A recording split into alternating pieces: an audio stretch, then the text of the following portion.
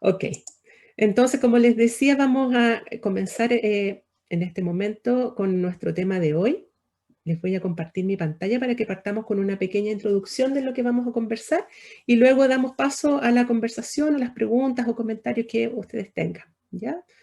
Así que voy a compartirles mi pantalla.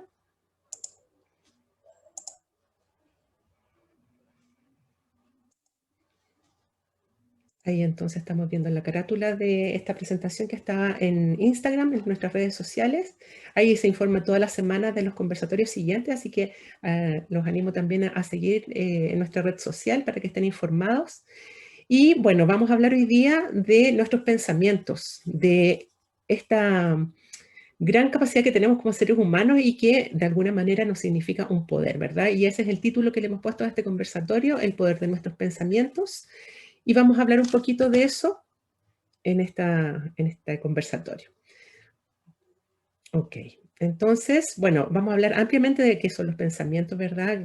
Tiene que ver con esta capacidad humana que destaca de nuestro procesamiento de la información, ¿verdad? A nivel de nuestro cerebro y que va generando distintas maneras de procesar la información y de obtener aprendizajes, ¿verdad? Que van a significar que se configura esta capacidad de analizar, procesar la información, percibir los estímulos y tener la base de todo esto de procesamiento cognitivo, ¿verdad? De lo que somos, todos tenemos dentro de nuestras funciones. Los pensamientos son importantes porque en realidad muchas veces influyen en nuestro estado de ánimo y en nuestra sensación de bienestar. Hemos hablado bastante en otros conversatorios acerca de esta sensación de bienestar o de cuidar nuestro bienestar emocional o también de atender a nuestros malestares, ¿verdad? Y los pensamientos son importantes porque muchas veces influyen en esta manera que nosotros nos sentimos, ¿verdad? Como nosotros adecuamos o no nuestro estado de ánimo de acuerdo a alguna situación, ¿verdad? Y esta sensación subjetiva que tenemos de bienestar o de malestar.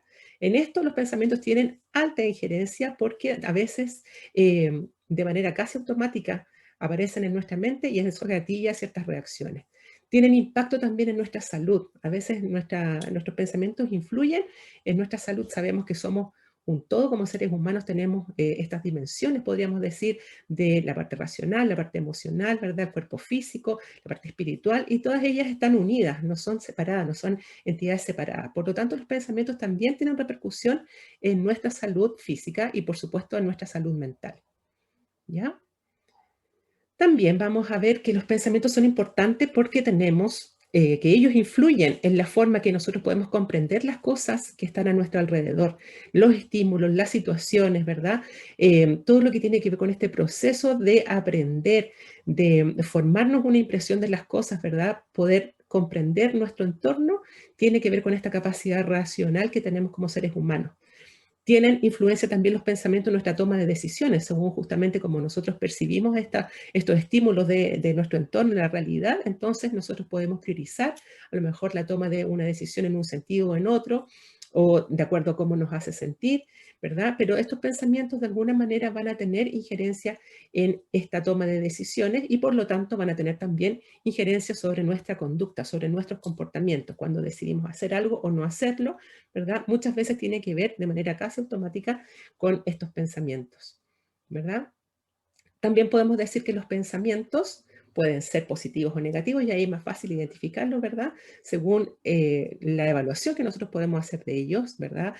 También cómo nos hacen sentir positivo, ¿verdad? Tienen, de hecho, hay toda una tendencia a buscar pensamientos positivos que nos hagan incrementar esta sensación de bienestar y poder identificar también los pensamientos negativos que nos producen justamente ahí como el icono lo muestra, esta sensación como de malestar, a veces de tristeza o de alguna manera afectan nuestra forma de procesar la información y de reaccionar también a veces emocionalmente.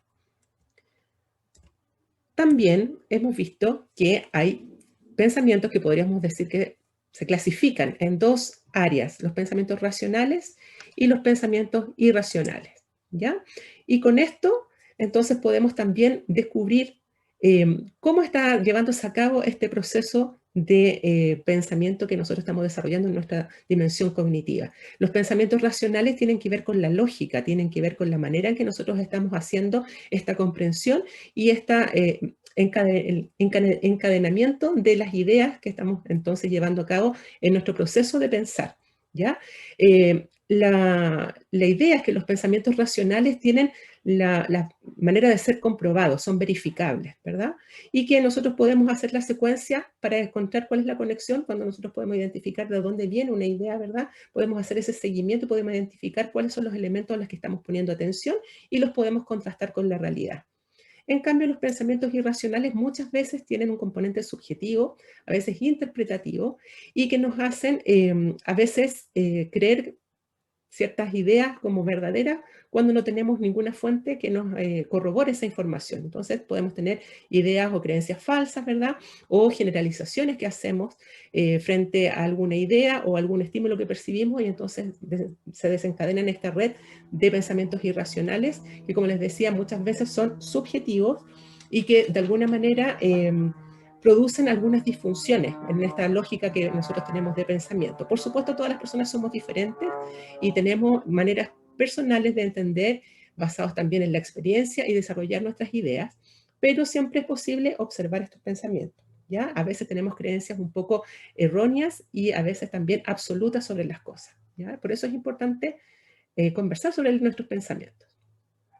Entonces, en base a todo esto que acabamos de ver, ¿podríamos vigilar nuestros pensamientos? Es como una pregunta de reflexión. ¿Podemos analizarlo y discernirlo? ¿Verdad? Podemos estarlos ahí evaluando y de alguna manera verificando. ¿Puedo ejercer control sobre los pensamientos? Y por lo mismo, ¿podría cambiarlos? La respuesta a todas estas preguntas es definitivamente sí. ¿Y cómo podemos hacer esto? Podemos estar atentos a nuestro pensamiento, tiene que ver con nuestro proceso y nuestra capacidad de tener conciencia, ¿verdad?